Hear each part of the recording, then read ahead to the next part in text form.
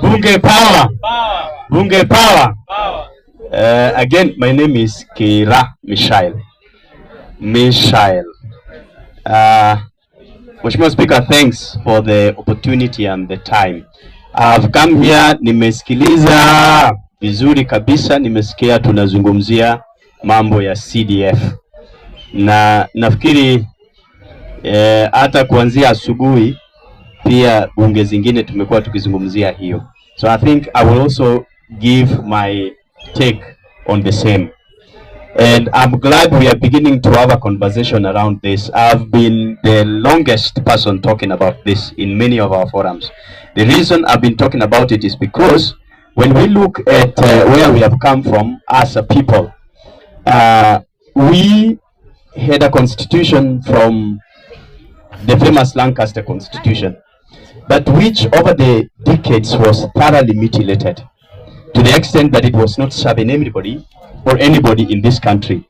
And therefore, during the urge and the desire to have a new constitution, multipartyism and a new constitution, it was seen fit that we would have certain laws and rules that would govern us as a country, and including the fact that then everything was very centralized.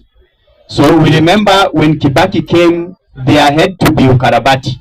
Na that ukarabati wa katiba ilitusaidia ikaleta nini? CDF. CDF was a way of decentralizing because we did not have devolution. But finally, when we had the Constitution 2010, and we now had devolved units in this country, that same document, the Constitution, outlawed what? CDF. I remember going into this past election, the courts had already pronounced themselves on the same. And I remember when President Ruto came in, it was also for the same opinion that CDF should be done what? Should be put on the peripheries, as the courts had pronounced themselves. But we know what happened. Ruto was manipulated by the same MPs. And that is why I've said here before and anywhere else that our biggest problem is not Ruto, because Ruto is just one person. Our biggest problem is where? Is Parliament. The Parliament is not doing us a service. So they went, they manipulated the president, they told him, if you want your policies to pass in the House, we can only do it on one word, on one condition, that we have our what?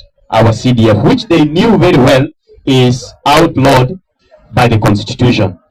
Then soon, what did we see? The women reps also asked for their affirmative, isn't it? Then we now have the senators asking for the same. Apart from the senators, we have MCAs asking for a similar one, isn't it? Now, but what does the Constitution say? The Constitution says that any laws, any law or any set of laws that is inconsistent with the Constitution shall stand what? Null and void. I think where we must put our pressure on, today we do not need CDF because we have what? Governors. We need to have the two houses of parliament, and the two houses of parliament especially, to be left with the responsibility of legislative. Why do I say so? Because our constitution is borrowed almost to 95% of it from the Constitution of the United States of America. What do we see in it? We see that the legislators do not handle any monies. I've said this before, I will repeat it.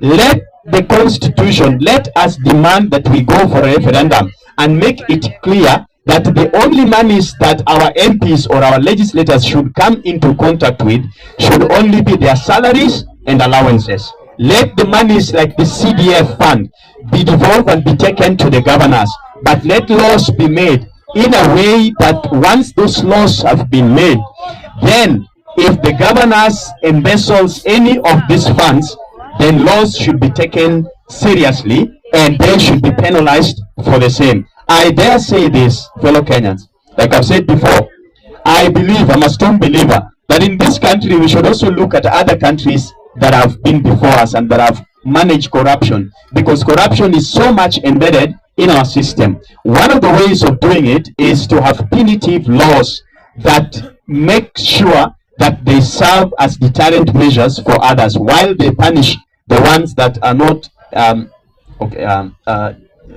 Okay, just give me a minute, Honorable Nganga, just a minute. Such that when we look at this, let us borrow some leaf from, like, for instance, China. What do China do? If you are found corrupt, what do? They hang you, isn't it? Hanging perhaps would be able to serve Kenyans, because I think sometimes people need to see an example which is daring, then they will be able to set back and go back. Why do I say this? I think in this country we should have at least a few of these leaders that are corrupt, like the governors, the senators, the MPs, hanged to serve as an example, such that whoever comes into that office should be able to understand that where we are going, the people of this country whose sovereign power we are exercising on their behalf need us to do this, and that is what we need to follow. Mr. Speaker, I rest my case. Thank you. I know you had an act, but we will read it in our next sitting.